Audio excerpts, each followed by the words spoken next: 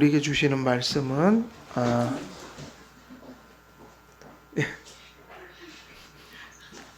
하나님께서 우리에게 주시는 말씀은 창세기 4장 8절입니다. 창세기 4장 8절 우리 한 절 말씀 읽도록 하겠습니다. 창세기 4장 8절입니다. 우리 함께 읽겠습니다. 시작. 가인이 그의 아우 아벨에게 말하고 그들이 들에 있을 때에 가인이 그의 아우 아벨을 쳐 죽이니라. 아멘.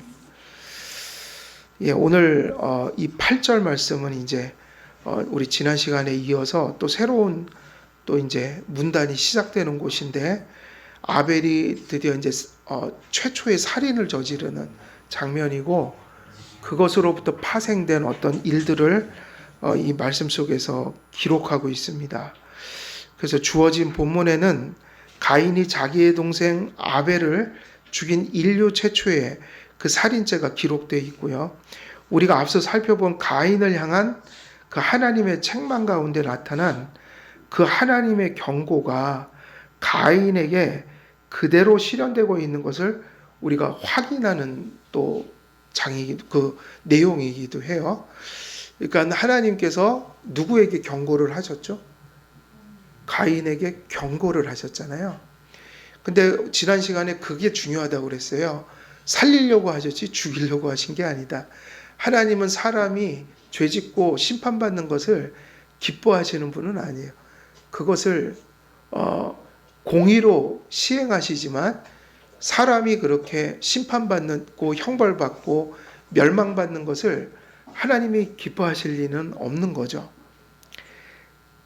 그런데 지금 이 장에서 하나님이 그를 살리기 위해 회개하라고 말씀을 충분히 주셨지만 가인은 결국 어떻게 했냐면 그 경고를 받아들이지 않으므로 경고한 내용이 누구에게 임하는 일이 벌어지는 거예요? 가인에게요. 그러니까 이게 되게 중요합니다. 하나님이 아무리 쓰라린 말씀을 해도 그걸 받아야 돼요. 그래서 성경도 복된 말씀들이 있기도 하고 은혜를 전하기도 하지만 은혜를 받기 위해서 회개를 하기도 해야 되고 하나님의 진중한 경고를 주시기도 합니다. 그러니까 하나님의 말씀은 다 받아들이면 사는 말씀이에요. 근데 각각의 정황이 하나님이 복을 내리시고 격려를 하시고 칭찬을 하시고, 우리가 소아시아 7교회 할 때 교회는 2교회로 양분되죠. 그 2교회들은 다 주님의 교회였어요. 그죠?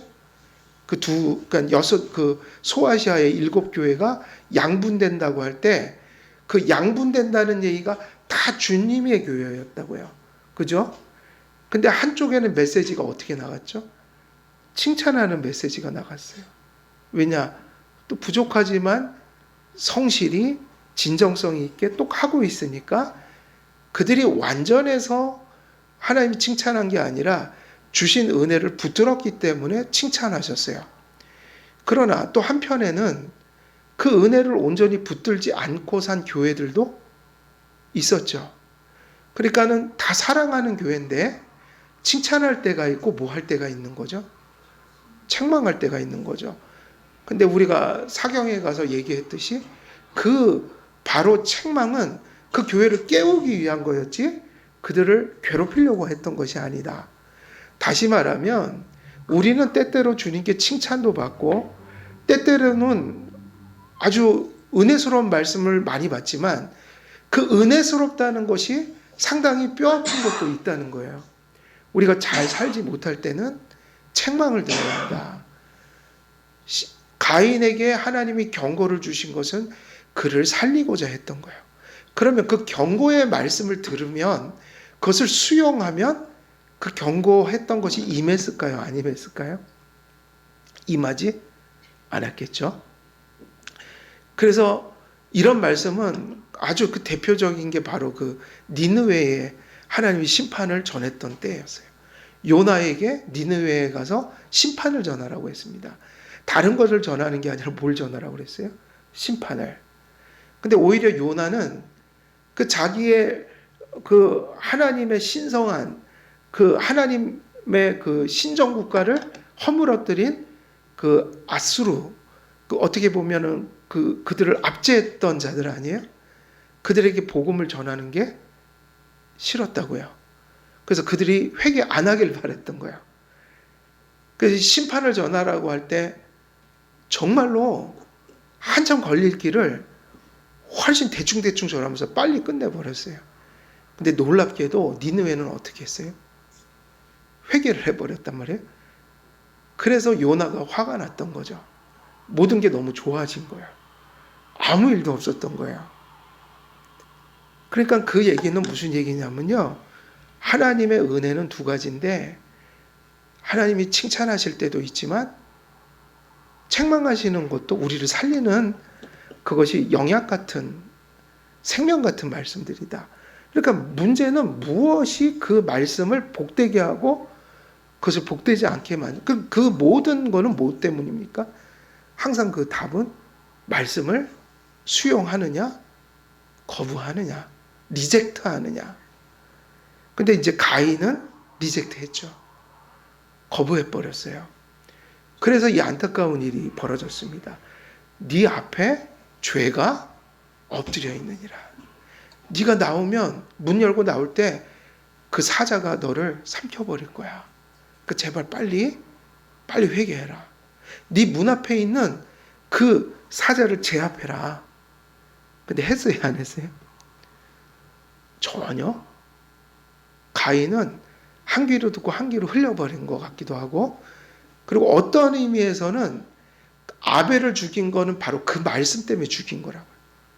하나님 말씀을 자꾸 하고 책망을 하시고 아벨의 재산은 받아주시고 자기 재산은 안 받아주고 이러면 하나님 말씀하신 게 뭐로 다 귀결이 됐나요? 그러니까는 이걸 우리가 에베소서 말씀하고 똑같아요. 분노가 어떻게 했죠? 처음에 너희는 악독을 버리고 그랬나요? 그러면서 뭐라고 그랬죠? 분노가 일어나면 떠들기 시작하고, 떠드는 게 뭐죠? 그 분노를 자꾸 이제 막 발설하는 거예요. 누구에게 뭐 화도 내고 사람들한테 막 흉도 보고, 그러면서 이제 뒤쪽으로 가면 비방이 되고, 그 다음에 이제 비방을 넘어서 이제 말로 하는 단계가 끝나는 거예요. 마음의 분노가 이 입술로 막 쏟아지다가 이제 그것이 어디 가서 무르익냐면 행동으로 나타난다. 그러니까 분노는 항상 그렇게 발전하는 거죠. 마음으로 분노하면 말로 이제 그거를 막 표현하다가 그게 왜 안 좋으냐면 그게 반드시 언젠가는 행동으로 나타난다는 거예요. 그게 이제 누구에게 해를 끼치는 거죠.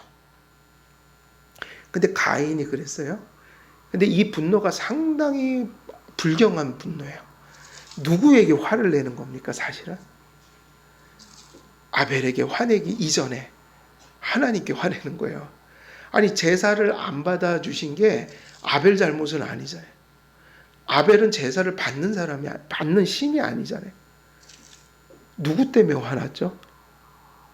그러니까 가인이 누구 때문에 분노가 일어난 거예요? 하나님이요. 근데 결정적으로 죽인 거는요, 바로 요 앞에 있는 구절에서 하나님이 그를 책망했기 때문이에요. 책망. 하나님 말씀을 주셨는데 그것을 거부했다. 그러니까 그게 은혜가 되지 않고 뭐가 됐을까요? 말씀이. 은혜가 되지 않고 뭐가 됐어요? 분노가 됐죠. 분노, 증오. 그래서 말씀이 소위 말하면 소화가 안 돼 버린 거예요. 이거 되게 중요합니다. 말씀은요, 소화가 돼야 돼요. 그러니까 지식이라는 것으로 끝나면 우리는 알 수가 없어요. 지식이라는 건 누구나 이해했다는 얘기거든요. 그럼 가인도 이거를 이해를 못했을까요? 했을까요? 이 말씀이 무슨 말씀인지. 너무 잘 이해가 되니까 화가 나는 거죠. 하나님이 나한테 지금 잘못했다고 뭐라 하시네? 그 얘기 아니겠어요? 그러니까 이해는 했죠. 그 들어온 거예요. 들어왔는데 이게 믿음으로 응답된 게 아니라 오히려 완악함으로 반응하니까 반드시 결과가 나와요.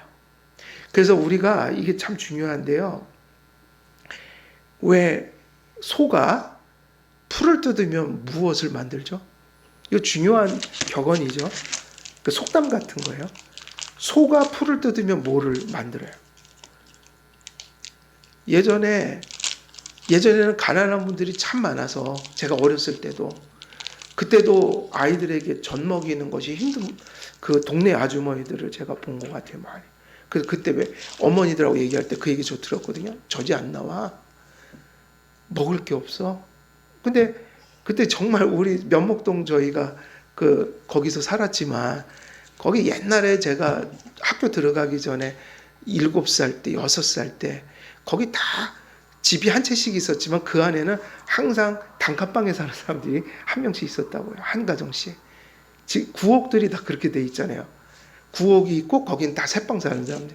그러면 그 옛날에 동네들 보면 다 비슷비슷한 생활 수준으로 살아요. 그분들은. 우리도 그 수준에 살았던 사람이고 방 한 칸짜리에 3-4명이 몰려 사는 그게 이제 소위 말하면 단칸방. 그러면 이제 엄마들끼리 얘기한다. 젖이 잘 안 나온다. 그때도 배고픈 사람들 제가 알기로 많았어요. 동네에. 정말 어려웠어요. 그러니까 소가 풀을 뜯으면 뭐를 만들어요? 그렇죠. 우유가 되죠. 근데 독사가 먹이를 먹으면 뭐가 돼요? 영양분을 섭취하면. 뭐를 만들어요? 독을 만들어요. 그래서 말씀이 항상 좋은 결과를 내는 건 아니에요. 그러니까 말씀을 들려드리는 것은 상당히 위험한 일이기도 해요. 말씀을 전함으로 핍박도 일어났고요. 맞아요? 들려요? 초대교회 때 사도들이 말씀을 전하니까 막 순식간에 3,000명이 회개를 했지만 사도행전을 읽으면 그 똑같은 말씀을 전하는 그 전했던 말씀을 인해서 3,000명이 회개하는 역사만 있는 게 아니라 베드로나 바울이나 이런 사람들은 항상 감옥에 갇혔다고. 이게 무슨 얘기냐면 그것을 일으킨 것은 항상 말씀이었어요. 핍박을 일으킨 거. 어떤 사람들에게 증오심을 일으킨 거. 근데 그 말씀은 또 누군가에게는 또 생명이 되고. 그러니까 말씀이라는 것은 항상 동일한 결과를 내지는 않는 거죠. 결국 무엇이 중요할까요? 사역자들은 그저 전할 뿐이에요. 전할 뿐이에요. 근데 어떤 사람들은 그 말씀을 받습니다. 하나님의 말씀으로. 성령이 역사하신 거예요. 그러나 성령의 역사가 없이 불신 속에서 부패한 마음으로 그걸 받으면 무엇이 될까요? 어떤 역사가 일어날까요? 신앙에 반한 역사가 일어나죠. 그러니까 지금도 똑같은 일이 벌어지는 거예요. 가인에게 말씀을 전하니 가인의 마음속에서 뭐만 막 피어올랐어요? 회개를 한 게 아니라 믿음으로 받지를 않았잖아요. 그건 분노로 일어났다고요. 그래서 결국 교회를 핍박한 거예요. 그때 교회는 누굽니까? 아벨이죠. 하나님이 제사를 받아주시는 사람을 제사를 거부한 자가 죽인 거예요. 그러니까 신학자들은 주석가들은 가인은 최초의 교회 핍박자예요. 아벨은요? 최초의 순교자예요. 되게 중요한 얘기예요. 이게 단지 그냥 누굴 죽였다는 얘기가 아니에요. 상당히 신앙적인 많은 걸 함축하고 있는 내용들이에요. 그래서 음식은 우리에게 영양분을 주고 생명을 주지만 우리도 가끔은 그 말씀에 체해버리면 어떻게 되나요? 그게 유익이 되나요? 고통이 되나요? 고통이 되죠. 아파요. 그 말씀을 잘 받아야 됩니다. 믿음으로 받아야 되고 성령님께서 그 말씀을 깨닫게 해주셔야 돼요. 그래서 우리 심령 속의 말씀은 언제나 심령 속에 바로 소화되고 심겨지고 하면 열매가 맺어지고, 그 말씀이 믿음으로 응답되지 않으면 그냥 안 받는 게 아니라 그건 반드시 악한 열매를 맺게 돼 있어요. 좀 무서운 얘기예요, 이거는. 그래서 저는 최고로 위험한 곳이 신학교라고 생각해요. 신학교예요. 자유주의를 가르치는 사람들이 다 어디서 배운 걸까요? 성도들이 자유주의 가르치는 거 봤어요? 성도들끼리? 누가 자유주의를 가르치나요? 도올 같은 사람들이 다 저 신학교 나온 사람들이에요. 근데 신학을 잘못 배워갖고 성경을 부정하는 것을 텔레비 나와서 가르치고 뭐 저기 강의하러 다니고, 난 그 사람 그 강의를 절대로 끝까지 들을 수가 없어요. 저는 첫째는 들을 가치도 없지만 따라갈 수가 없어요. 너무 역겨워서. 하나님을 믿는 사람은 그런 사고를 할 수가 없단 말이에요. 어디 감히 나와서 요한복음 강의를 해요? 하나님을 안 믿는 사람이, 성경을 하나님 말씀으로 인정 안 하는 사람입니다. 그 사람. 그러니까 아주 전형적인 자유주의자예요. 그 사람은 다원주의자면서 도덕경이나 논어나 성경이나 다를 바가 없는 거라고요. 왜 그렇게 되냐? 잘못 배워서 그래요. 근데 다 어디서 배워와요?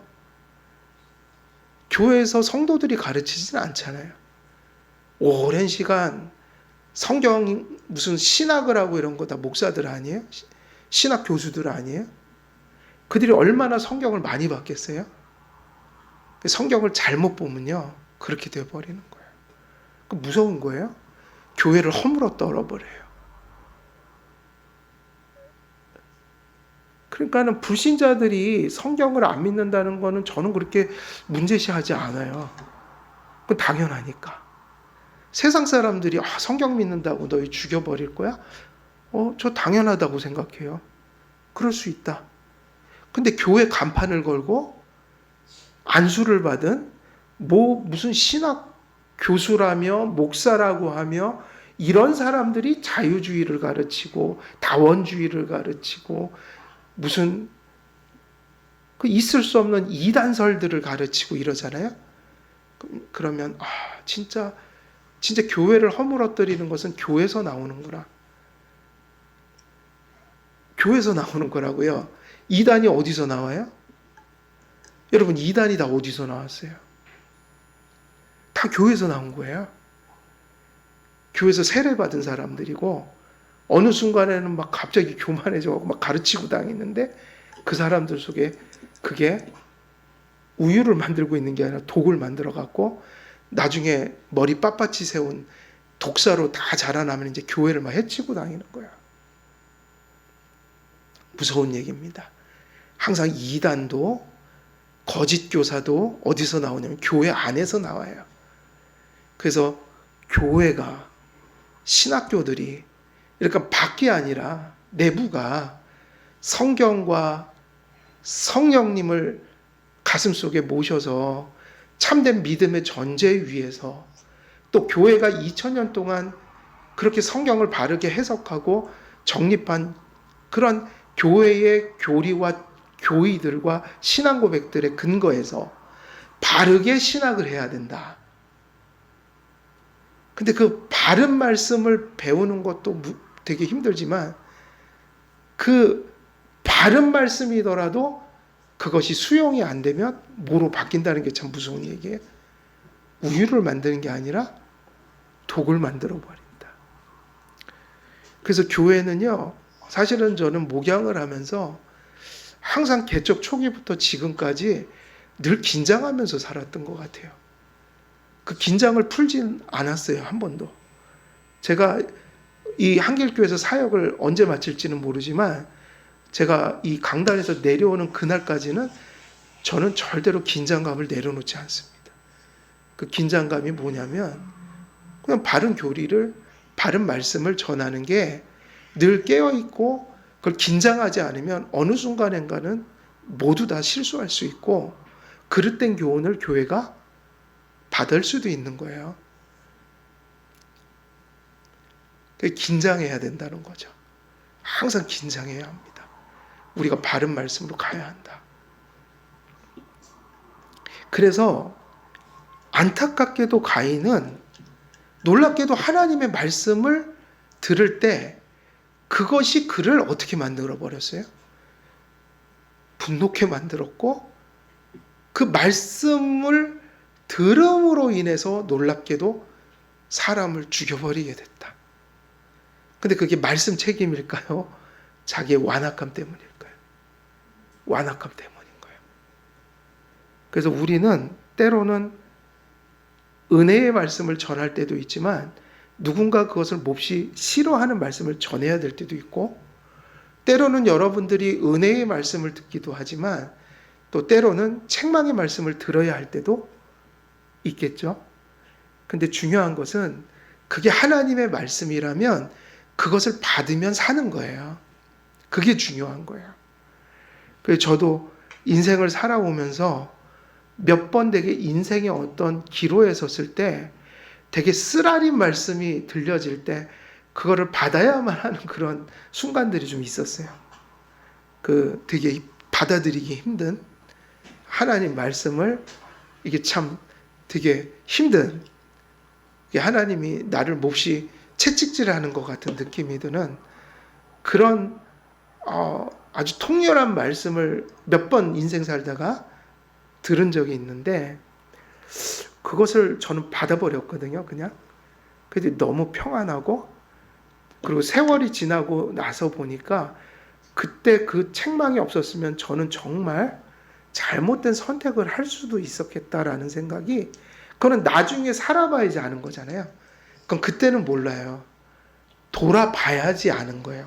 인생을 한참 살고. 그런 것들을 많이 느끼게 됐어요. 그래서 여러분 우리가 성도를 사랑하고 또 가족을 사랑하고 자녀를 사랑하고 부모를 사랑할 때요. 때로는 그걸 뭐라고 표현해야 될까요? 정말 가슴을 때리는 듯한 그런 참 하기 힘든 그 하나님의 말씀이라면 그 어떤 사람의 인생을 위해서 그런 조언을 해야 될 순간도 있을까요? 없을까요? 있죠. 물론 받아들이지 않을지 받을지는 모르지만 때로는 그런 얘기를 해주는 게 사랑일 수도 있어요. 그걸 해줘야 될 때 그걸 해주지 않으므로 그가 회개할 기회도 놓치고 그가 어떤 잘못된 선택을 해버렸을 때 나중에 그는 어쩌면 정말 왜 그때 나에게 한 번도 바른 소리를 안 해줬어요? 엄마 아빠 이럴 수도 있어요. 그 전에 어렸을 때 저는 목사님들이 그런 그 설교하실 때 예화를 드시더라고요. 어떤 아이가 누구 집 가서 바늘을 도둑질해 왔대요. 엄마가 내버려 두는 거예요. 기분 나쁠까봐. 괜찮아, 괜찮아. 나중에는 가더니 바늘이 아니라 뭐를 또 훔쳐오더래요. 엄마가 아무 얘기 안 하는 거예요. 상처받을까봐. 나중에는 더 큰 거를 훔쳐오고 나중에는 어디까지 갔냐면 큰 절도범이 돼갖고 경찰서에 끌려가서 이제 신세를 망쳐버리겠는데 그 엄마가 오니까 그 아이가 엄마 귀를 물어뜯으래요. 왜 내 귀를 물어뜯느냐고. 그러니까 뭐라고 그랬을까요? 왜 내가 바늘 그거 하나 훔칠 때 왜 나를 때려주지 않았어요? 그때 엄마가 왜 나한테 그 잘못한 거를 바로 잡아주지 않았어요? 엄마가 나를 그렇게 키워갖고 내가 여기까지 왔어요. 그러면서 원망하더래요. 물론 예화죠. 근데 이 얘기가 시사하는 바가 커요. 모든 것들이 그저 좋은 게 좋은 것이 좋은 것은 아니다.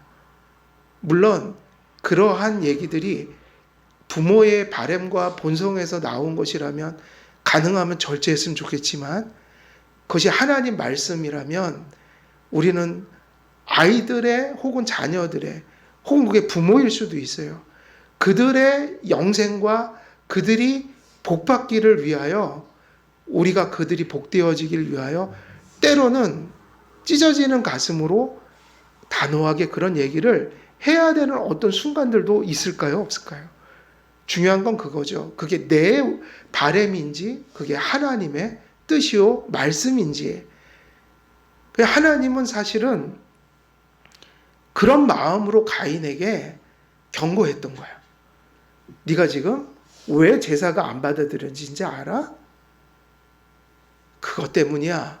그런데 문 앞에 그 죄가 엎드려 있어. 너는 죄를 다스려야 해. 라고 하나님은 말씀하셨는데 그건 사랑이었다고요. 이걸 받기만 하면 뒤에 있는 비극들은 아무것도 일어나지를 않았겠죠. 근데 안타깝게도 가인은 그것을 믿음으로 받지를 않았습니다. 그래서 믿음이 부재한 곳에 하나님 앞에 예배와 삶은 부패하고 패역할 뿐인데 하나님께서는 제사가 왜 하나님께 받아들여지지 않았는지를 가인에게 깨우치려고 하셨고 가인에게 믿음이 부재하였고 믿음의 부재는 회개 없는 삶, 죄의 지배 아래 있는 삶으로 귀결돼 버려요. 그게 지난주까지 말씀드렸던 거예요. 이런 상태 속에서 가인의 가장 큰 잘못은 이것도 잘못된 거지만 이거보다 더 큰 문제는 항상 죄 지은 게 문제가 아니라 누구나 죄는 지을 수 있으니까요. 뭐를 하지 않는 거예요. 회개를 하지 않는 것이 본질이다.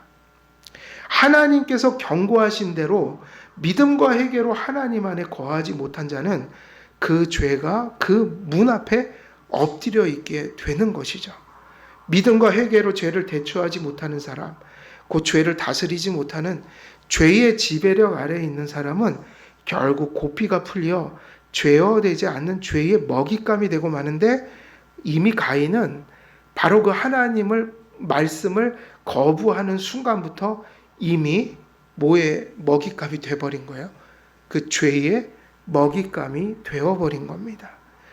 죄는 문 앞에 엎드려 있다가 문을 열고 사람이 나오면 기회를 잃지 않고 맹수처럼 영원을 해하고 맙니다. 가인은 불신으로 살았고 죄를 회개하지 않았으며 자신을 지배하는 죄가 문 앞에 엎드려 있다가 들에서 기회가 주어지자 한순간에 동생을 살해하고 말았어요. 그게 이 사람이 죄에 먹혀버린 증거예요. 먹혀버렸다. 그 행동이 뭐로 나타난 거죠? 살인행위죠. 살인행위예요. 그래서 우리는요, 이게 지금 오늘날은 육체적 안전을 몹시도 따지는 시대가 됐잖아요. 그러나 영적 안전도 정말 중요합니다. 영적 안전이 되게 중요해요.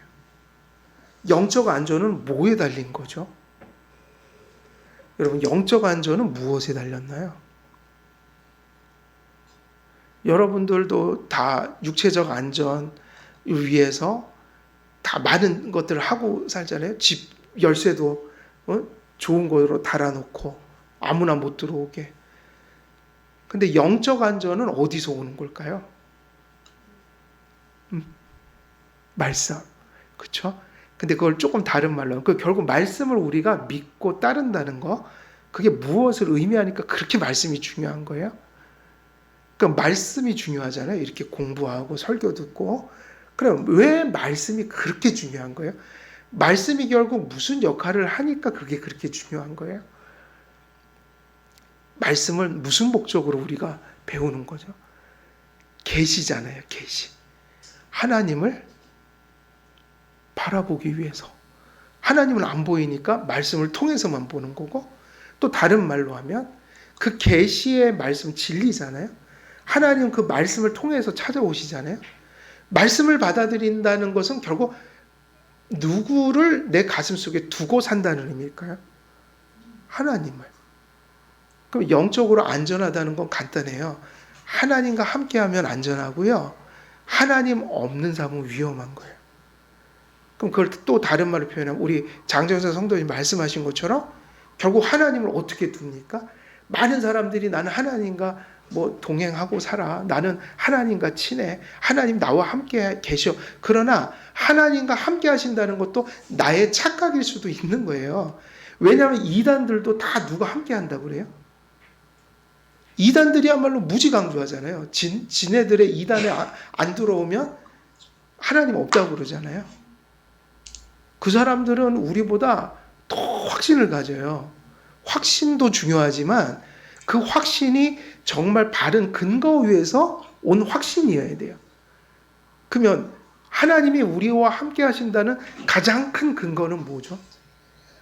아까 장정수 성도님 말씀하신 대로 말씀을 우리가 붙드는 것이 하나님을 두는 것이라고요. 그럼 어떤 영혼이 제일 위험한 거예요? 하나님의 말씀이 삶 속에 없는 거. 가장 안전한 삶은 어떤 삶이죠? 하나님의 말씀이 내 안에 거하는 거. 그것을 우리가 하나님을 어떻게 한다고 표현할 수 있어요? 둔다. 그럼 영적인 안전은 어디서 확보되냐면요. 하나님이 함께 하시는 길밖에는 없다. 그러니까 이 세상에서 가장 안전한 것은 하나님이 우리와 함께 하시는 거예요. 그러니까 우리 출애굽기 때 너무도 자주 반복했죠. 하나님이 바로한테 가라. 왜 모세는 안 간다고 그랬죠? 왜? 두려우니까요. 그럼 하나님이 그의 안전을 확보해 줘야 될 거 아니에요? 모세에게 이 한마디가 답이었어요. 내가 너와 함께 하리라. 그럼 하나님이 함께 하는 것은 무엇으로 함께 하시죠? 여호와께서 그에게 찾아와 계시하신 말씀을 믿는 그 안에 누가 계신 거예요? 성령이, 여호와께서, 그리스도께서 함께 하신다. 근데 가인은 역시 안전이 확보되지 않았어요. 뭐가 없으니까요. 믿음이 없고, 믿음이 없으니 전혀 죄를 제어할 수 없다. 그래서 가인이 그 문 앞에 엎드렸던 그 죄에게 완전히 집어삼킴을 받은 사건이 뭐냐면 가인이 아벨을 살해하기로 어느 순간인가 결심해버렸어요. 결심해버렸다고요. 8절을 보니까 8절에 뭐라고 그랬죠? 우리 같이 읽어볼까요? 시작. 가인이 그의 아우 아벨에게 말하고 그들이 그에 있을 때에 가인이 그의 아우 아벨을 쳐 죽입니다. 그래서 우리가 가진 성경에는 가인이 요렇게만 기록이 돼 있죠. 가인이 그의 아우에게 어떻게 했어? 아벨에게 어떻게 했죠? 말했다 이렇게 돼 있는데 무슨 말을 했는지는 우리가 가진 성경에는 없어요. 네. 그런데 70인경이나 몇몇 그 역본들이 있는데 시리아 역본들 같은데 이런 데는 이런 말이 조금 더 보충되어 있어요. 무슨 말이 있냐면 가인이 아벨에게 무슨 말을 했냐면 우리 이제 들로 나가자 이 얘기를 했다고 좀 보충이 된 성경들이 있어요. 그래서 우리 이제 들로 나가자. 그러니까 여기서 보면 아벨을 들로 끌어낸 건 누구예요? 가인이죠. 그러니까 상당히 의도적인 거예요. 이건. 그래서 불신앙으로 산 가인이 회개하지 않고 제어하지 않고 분별하지 못한 죄는 문 앞에 엎드린 맹수처럼 가인의 영혼을 덮치려 엎드려 있다가 가인의 영혼을 물고 뜯어버렸습니다. 그래서 가인의 마음속에 무서운 계획이 세워지고 악한 계획을 이룰 술수를 사용하여 아벨을 살해하기 위해 유인하는 데까지 온 것입니다. 그러니까 죄는 그렇게 자라가는 거예요. 처음에 하나님을 안 믿어요. 뭔가 하나님을 믿지 않고 하나님이 가슴속에 없으니 그 죄악들이 그 안에서 제어받지 않아요. 그것이 자꾸 자라가요. 근데 가인은 그것 때문에 처음에는 제사가 거부됐고 제사가 거부된 다음에 하나님이 경고하실 때 하나님의 말씀을 거부하는 죄를 졌죠. 그 다음부터는 이제 죄가 걷잡을 수 없이 이렇게 막 자라가는 거예요.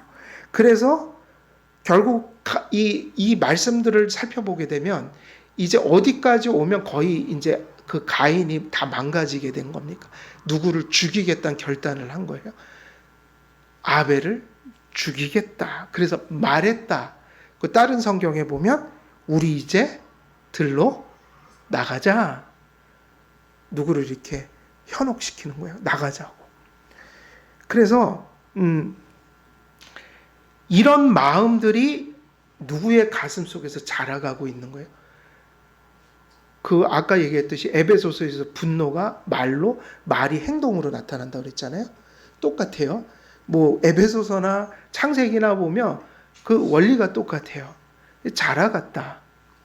그래서 가인과 같은 악한 마음을 품고 남을 해하려는 자들이 있습니다.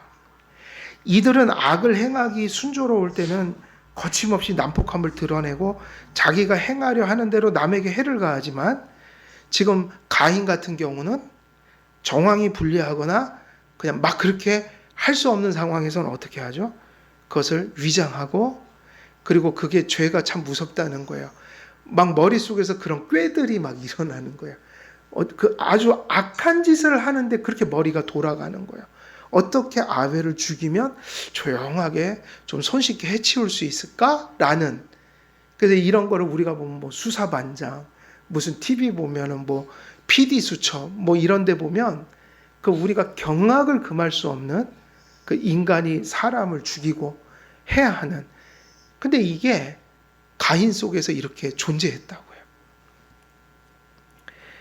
그래서 기회와 정황이 불리하게 되면 갑자기 평화를 가장하여 평화로운 표정과 말로 가면을 뒤집어쓰고 결국 상대방에게 해를 가하곤 합니다. 그 가인의 그 살해 동기는 하나님께서 자신의 제사를 거부하는 것에 대한 책임을 자신 안에서 보지 못하고 그 원인을 동생에게 덮어 씌웠습니다. 그러면 우리가 이 말씀 속에서 결국 우리가 이런 비극으로부터 헤어난다는 거, 우리가 구원을 받고 구원받은 자로서 살아가는 데 있어서 그 첫 출발점이 뭐일까요? 라고 물으면 가인에게 적용하면 너무 이게 딱 들어맞는 거예요. 우리가 기독교 강요 공부할 때 무엇 공부했죠? 하나님에 대한 지식과 인간에 대한 지식이 얽혀 있습니다. 창조자를 인정하려면 내가 피조물인 걸 인정해야 합니다. 근데 우리가 구원을 받으려면 하나님을 무엇으로 신앙해야 돼요? 우리를 구원하시는 구속자로. 근데 거기에 칼빈이 얘기한 게 정말 들어맞아요. 구원을 받으려면 하나님을 구속자로 인식하려면 제일 먼저 깨달아야 되는 것이 우리가 죄인인 것을 깨달아야 한다. 가인만이 아니고 우리 모두가 똑같은 거예요. 가인만 죄인은 아니잖아요. 근데 누구는 구원받고 누구는 성화됩니까? 바로 자기가 죄인인 걸 깨달은 사람이에요. 그리고 구원받은 사람들 중에도 누가 성화됩니까?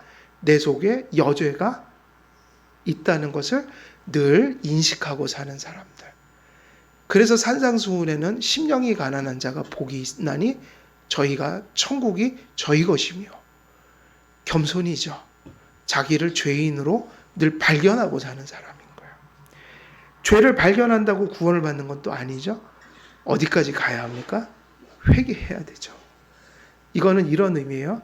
꼭 뭐 죄를 막 슬퍼하고 죄에만 관련된 게 아니라 회개는 아이고 내가 죄인이었네. 내가 살려면 그분께로 가야 하네. 그게 뭐죠? 누구에게로 가는 거예요? 하나님께로. 그래서 회개는 죄로부터 하나님을 향한 전향이에요. 그러니까 이 얘기만은 아니에요. 막 죄만 보는 게 아니라 죄를 보고 어디까지 가야지 회개죠? 아, 이게 예수님께 가야지 사네. 용서를 받아야겠네. 내가 새 사람이 돼야겠네. 근데 그게 우리의 힘으로 하면 그게 종교가 되는 거고, 누구에게로 가면은 회개가 되는 거예요? 기독교적인 회개? 예수님께 그 은혜를 구하는 거. 그게 전향이에요. 창세기 4장 1절에서 7절에서 하나님께서 가인에게 나타나 하신 말씀의 의도는 무엇이었습니까? 가인의 죄를 깨닫게 하시고 그를 회개시키시려 기회를 준 것이 아니고 무엇이겠습니까? 하나님께서 가인의 제사를 물리치신 것의 원인을 다 말씀하셨습니다. 그는 믿지 않았고 회개가 그의 삶에 부재했습니다. 그런 삶을 지속할 때 그 영혼이 죄의 지배를 받고 문 앞에 엎드려 맹수에게 습격을 당하듯 그의 영혼이 위태롭다는 사실을 하나님께서 알려주셨고 그 결과를 경고하셨습니다. 신앙이 없는 사람들에게 말씀은 깨달아질 수가 없습니다. 그래서 우리가 예전의 신학책들을 보면요. 그래서 그 하인리 헤퍼라는 사람이 쓴 책, 과거에 이 종교개혁 때 이렇게 쓴 사람들 책을 보면 신학을 어떻게 할 수 있습니까? 라고 이것들을 조직신학에다 다 해놨어요. 조직신학. 요즘에는 이런 말이 안 나와요. 그래갖고 신학이 뭐로 하는 것처럼 여겨져요. 막 머리로. 그리고 신학을 마치 우리의 지력으로 하는 것처럼. 근데 예전에는요. 조직신학 체계. 그 신학 교수들이 신학생들에게 그렇게 가르쳤어요.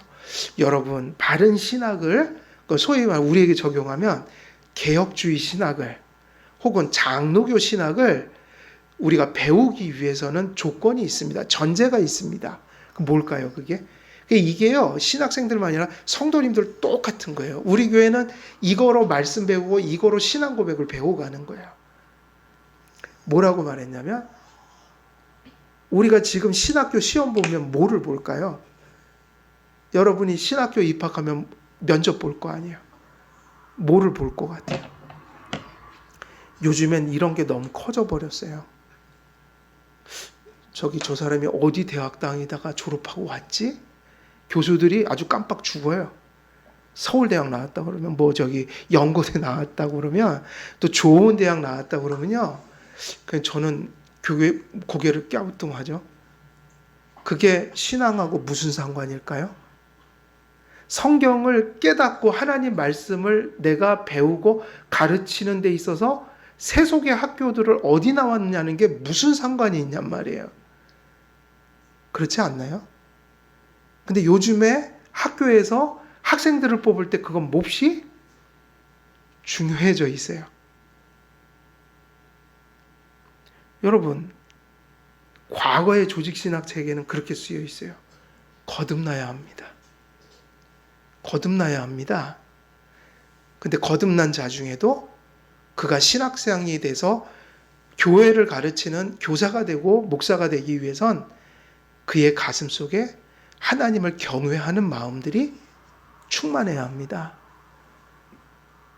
그런 거듭나고 경건한 마음이 자기의 지력을 총동원하여. 근데 그 지력이라는 게 뭐에 붙들려야 하냐면 성령에 붙들려. 그리고 무엇을 근거로 신학을 구축해 나가는 거예요? 하나님의 말씀인 성경을 오직 유일한 표준으로. 이게 뭐냐면 신학이었다고요. 이게 신학이었어요.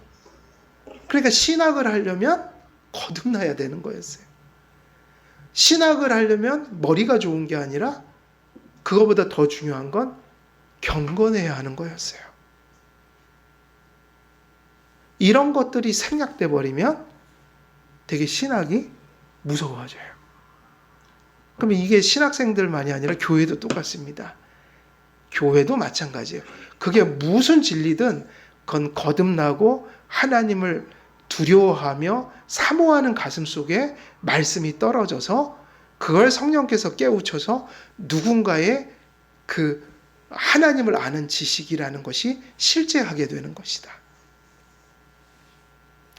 그래서 신앙에 이르지 못한 사람들은 자신을 살리는 복음과 선한 길들을 완악한 무지함 속에서 거부합니다. 그래서 여러분, 하나님 말씀은, 하나님의 그 지식은 무엇이 없이는 우리가 단 한 발짝도 나갈 수가 없는 거예요. 믿음이 없이는요. 믿음으로 배워야 되는 것이죠. 이해되세요? 예. 성령의 조명을 받지 못한 불신의 마음은 하나님의 말씀을 깨닫지도 못하지만 단지 깨닫지 못하는 것이 아니라 그 마음이 완악하여 들려지는 말씀을 어떻게 할까요? 배척하게 돼요. 신앙이 부재한 영혼들은 들려지는 말씀을 또한 토해버립니다. 하나님께서 가인에게 들려주신 말씀은 믿음과 회개에 이르라고 주신 말씀이지만 가인은 불신 속에서 완악한 무지로 하나님께서 주신 구원의 기회, 회개의 기회를 다 상실해버렸고 그 결과 죄 위에 죄를 더하여 살인자가 되었고 그 죄책과 형벌을 짊어지고 사는 비참한 인생이 되어버렸습니다. 그래서 들에서 벌어진 비참한 일을 살피노라면 우리는 에베소 4장 31절을 상기하게 되는 거죠. 너희는 이 구절에 있는 너희는 모든 악독과 노함과 분냄과 떠드는 것과 비방하는 것을 모든 악의와 함께 버리고. 그래서 에베소서에서 말씀드렸던 거 거의 같은 논리로 가인의 가슴 속에 그 악함이 자라가는 거고 심각해져 가는 거예요. 죄는 언제나 정적이지 않고 어떻다는 게 되게 중요할까요? 역동적이에요. 되게 동적이에요. 그러니까 죄는 항상 적극적으로 대처해야지 수동적이고 소극적으로 대처하는 것이 아니어야 한다. 죄는 내버려 두면 그냥 둔 대로 있지를 않는 것이에요. 늘 부풀고 팽창하고 폭발하며 파괴를 자행합니다. 영혼을 파괴하고 육신을 파괴하고 관계를 파괴합니다. 그럼 죄라는 것이 그렇게 자라가고 부풀고 팽창하고 폭발하면 그것이 왜 그렇게 죄가 나쁜 걸까요? 그러니까 우리는 왜 죄가 그처럼 비참하다고 얘기를 하는 거죠? 이것 때문이에요. 죄는 반드시 육신을 파괴하고 그 다음에 뭐도 파괴할까요? 영혼을 파괴하고. 그래서 결론이 뭐냐면 육신과 영혼을 파괴하는 게 죄라면 거기에 귀결되는 가장 본질적인 그 파괴력들이 귀결되는 곳은 하나님과 이웃 간의 관계를 어떻게 하는 거예요? 파괴하는 거예요. 다시 말하면 모세에게 주신 첫 돌판과 둘째 돌판이 다 부서지는 거예요. 그러니까 하나님과도 불화하고 누구하고도 불화하게 돼요? 인간의 관계 속에서. 그럼 인간관계라는 건 이웃이라는 건 뭐냐면 부모와 자식이 또 형제와 형제가 그리고 수없이 많은 그 이웃과 이웃들이 그리고 이거 교회에 적용하면 성도와 성도가 언제나 죄가 들어온 곳에는 그것에 대한 파괴가 일어난다. 그래서 하나님께서 이것에 대한 안전장치가 뭐인 거예요? 교회 안에 성도들의 그 관계 속에 죄가 들어올 때 반드시 그거에 대한 파괴가 오니까 교회는 그걸 막아내기 위해서 하나님이 주신 제도가 뭐예요? 권징이라고요. 권징은 부정적으로 바라보면 안 돼요. 다시 말하면 우리도 이 몸속에 바이러스가 들어오면 그거를 병원 가서 다 치료를 받아야 되잖아요. 마찬가지예요. 교회에서 공동체적이고 공공연한 죄가 일어날 때 빨리 치리가 발동해서 그걸 치리하고 회개시키고 회개하지 않으면 그것을 도려내야 된단 말이에요. 그래서 뭐를 지키냐면 교회라는 뭐를 지켜나가는 거예요? 몸을 지켜나가는 거예요. 왜 그런가? 그것은 바로 앞에서 말씀드린 것처럼 죄가 그 모든 관계를 반드시 파괴시키기 때문이에요. 가인이 바로 그런 모습이었어요. 먼저는 하나님과의 관계가 파괴됐고 그리고 이제 누굴 죽여요? 아벨을 죽이잖아요. 형제 간에 지금 이런 일이 벌어졌다는 거예요. 이게 뭐를 시사합니까? 지금 어떤 디스트럭션이 막 일어나고 있는 거예요. 죄의 파괴력인 거예요. 그래서 마음의 분노가 선동과 소요를 위해 떠드는 말로 나타나고 분노하는 대상을 파괴시키기 위해 비방과 구체적인 행동으로 확대되는 것이 분노의 위험성이라는 것을 에베소 본문에서 발견하게 됩니다. 가인이 제어하지 못한 죄는 위장된 채 그 내면에 자라가고 있었습니다. 하나님 앞에 불신앙과 하나님 말씀에 대한 무지와 완악한 마음속에 둥지를 틀어버린 가인의 죄는 위장되어 있었지만 에베소의 말씀처럼 그 분노와 불만이 마치 악독에서 분냄으로 그리고 그것이 비방과 모든 악이라는 말과 행동으로 표출되듯이 결국은 뭐로 이렇게 확 터져버린 거예요? 아벨을 죽이는 살해 행위로 나타난 겁니다. 분노는 분노로 머물지 않았고 살인이라는 악행으로 발전되었습니다. 그래서 매튜 헨리는 가인의 상태를 가리켜 이렇게 표현했어요. 그것은 그야말로 진홍빛과 같은 붉은 죄였고 본성의 빛과 본성의 법을 거스르는 죄였고 악한 자들이라도 양심으로 깜짝 놀랄 그런 극심한 죄였다. 우리의 마음속에서 발견되는 교만, 시기와 질투와 같은 분노를 유발하는 악한 마음과 정서들을 우리는 신속히 제압해야 되는 이유가 여기에 있습니다. 우리가 삶을 살아가면서 어떤 행동에 실수를 할 때가 있잖아요. 그리고 저도 살아오면서 어쩔 때 실수를 할 때가 있어요. 근데 그 실수는 다 어디서 나왔냐면 돌아보면 항상 생각으로부터 온 거예요. 저도 마찬가지예요. 어쩔 때 어떤 실수가 탁 터져버렸어요. 그럼 가만히 생각하면 그 실수는 언제나 그 순간에 일어나는 건 없다는 거예요. 항상 그게 추적이 돼요. 그 제가 실수했던 것도 다 돌아보면 이미 그런 마음과 정서를 그 행동이 일어나기 전에 나는 품고 있었더란 말이에요. 생각이 가시적인 행동으로 나타난단 말이에요. 그래서 생각이 무섭다는 거예요. 예수님을 팔 때 그 가룟 유다의 가슴 속에 무엇을 넣었죠? 사탄이요? 예수를 팔 생각을 넣었죠. 생각으로 시작되는 거예요. 그것들이 말과 행동으로 분출될 때 이미 때는 늦은 것입니다. 그러니까 이미 우리가 뭐가 말이 나오고 어떤 행동이 터져버렸어요. 그럼 이미 때는 이건 늦은 거예요. 그럼 결국 그게 무엇을 의미할까요? 그동안 그가 문 앞에 엎드린 죄를 다스리지 않았다는 얘기예요. 그건 무슨 얘기냐면 그건 너무 추상적이니까 잘못 이해를 하면 회개하지 않았다는 거죠. 생각이 들 때 빨리 하나님 이런 생각 좀 없애주세요. 이런 마음 들 때 하나님 잘못했습니다. 어찌 제 마음속에 이렇게 어두운 마음이 그때 그걸 하면 그거는 끝납니다. 그래서 아벨하고 가인의 차이는 어디 있는 것 같아요? 여러분 가인보다 아벨이 대단해 보이세요? 어떠세요? 가인과 아벨의 인생의 그 다른 모습은 절대로 아인과 가벨의 본성이 다르기 때문이 아닙니다. 성경은 다 원죄를 타고났다고 얘기하고 있어요. 근데 왜 아벨은 아벨이 되고 가인은 가인이 됐죠? 라고 말하면 답은 여기 있어요. 아벨은 믿었고 가인은 믿지 않았다. 아벨은 하나님을 믿는 믿음이 있었기 때문에 그도 완전한 자는 아니었어도 늘 죄가 일어날 때보다 누구에게 회개하는 마음이 있었어요? 하나님께. 그러나 가인은 믿음이 없으니 회개할 힘이 없었습니다. 그러니까 우리가 이렇게 또 가면 안 돼요. 가인과 아벨의 차이를 마치 그의 인간적 본성이나 성품에 두면 이게 답이 안 나옵니다. 아벨이나 가인이나 똑같은 인간이고요. 아벨도 그렇게 믿음 없이 회개 없이 살았다면 가인을 죽였을지도 모릅니다. 그래서 우리가 이 말씀 속에서 붙들어야 되는 것은 뭐냐면요. 바로 아까 그 부분으로 귀결돼야 돼요. 아까 장정자 우리 성도님 말씀하신 대로 하나님 말씀을 어디에 두고 사는 겁니까? 가슴 속에요. 그게 좋은 말씀도 있고 때로는 거스르는 말씀도 있지만 그게 하나님이 진리를 담은 성경의 말씀이라면 우리가 그걸 받음으로 사는 것이다.